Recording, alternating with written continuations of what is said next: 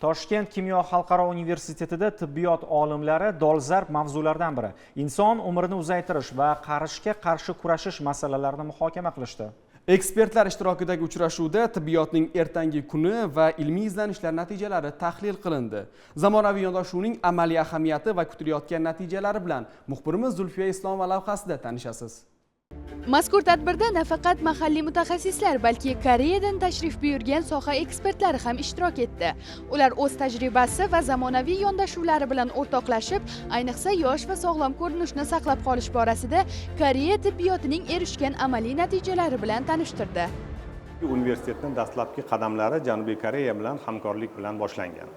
Va shu sababli bizni xorijlik hamkorlarimiz orasida Janubiy Koreya davlatidan bo'lgan universitetlar va shifoxonalar juda ko'pchilikni tashkil etadi. Bu demak, mana 8 yildan beri uzluksiz Koreya bilan hamkorlik qilib kelyapmiz.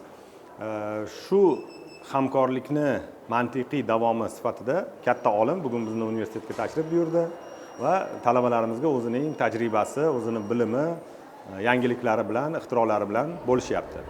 Bugungi kunda Koreya tibbiyoti nafaqat davolash, balki profilaktika, regenerativ tibbiyot va estetik yo'nalishlarda ham dunyo yetakchi o'rinlaridan birini egallab kelmoqda. Aynan shu tajriba inson organizmini chuqur o'rganish, hujayra darajasida tiklanish jarayonlarini boshqarish orqali yoshlikni saqlab qolishga xizmat qilmoqda. Men Koreyadan O'zbekistonga aynan shu yerda yashayotgan hamyurtlarimiz bilan uchrashish va ularga yordam berish maqsadida keldim. Ularning uylarida mehmon bo'lib, yaqinroq tanishganimda shuni angladimki, yoshi ulg'aygan sayin ko'plab insonlarda harakat bilan bog'liq muammolar, bel, tizza va oyoq og'riqlari paydo bo'lar ekan. Shu sababli bu safarim davomida imkon qadar ko'proq odamlarga amaliy yordam berishni oldimga maqsad qilib qo'ydim. Men O'zbekistonni yaxshi bilaman. U boy tarixga ega. Shu bilan birga tez sur'atlarda rivojlanayotgan mamlakat. Ishonamanki, yaqin 15-20 yil ichida O'zbekiston tibbiyot sohasida dunyoning yetakchi davlatlaridan biriga aylanadi. Men esa o'z umrim davomida to'plagan bilim va tajribamni ulashish orqali shu jarayonga oz bo'lsa-da hissa qo'shishni istayman. O'z faoliyatim davomida men operatsiyasiz, og'riqsiz usullar orqali bo'g'im va mushaklar bilan bog'liq muammolarni davolash bilan shug'ullanaman. Bugungi ma'ruzam ham aynan shu bilim va tajribalarni ulashishga qaratilgan.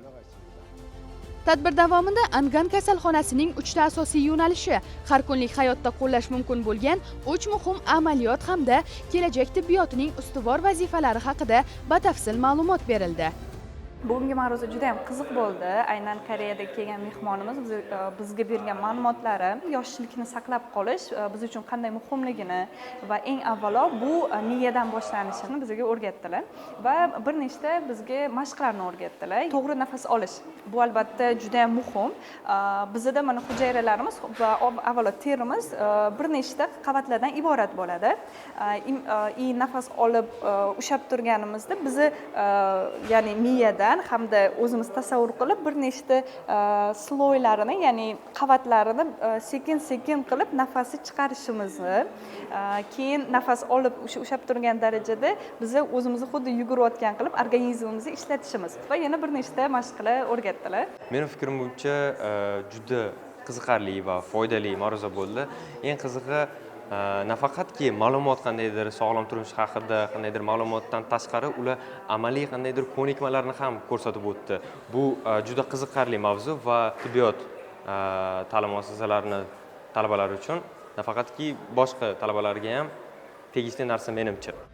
Mutaxassislarning ta'kidlashicha, kelajak tibbiyoti kasallikni davolashdan ko'ra, uni oldini olishga, insonlarning hayot sifatini oshirishga va faol umr davomiyligini uzaytirishga xizmat qiladi. Bu esa tibbiyotning yangi falsafasi, sog'lom va sifatli hayot sari muhim qadamdir. Zulfiya Islomova, Jaloliddin Sayriddinov bugun dasturi uchun.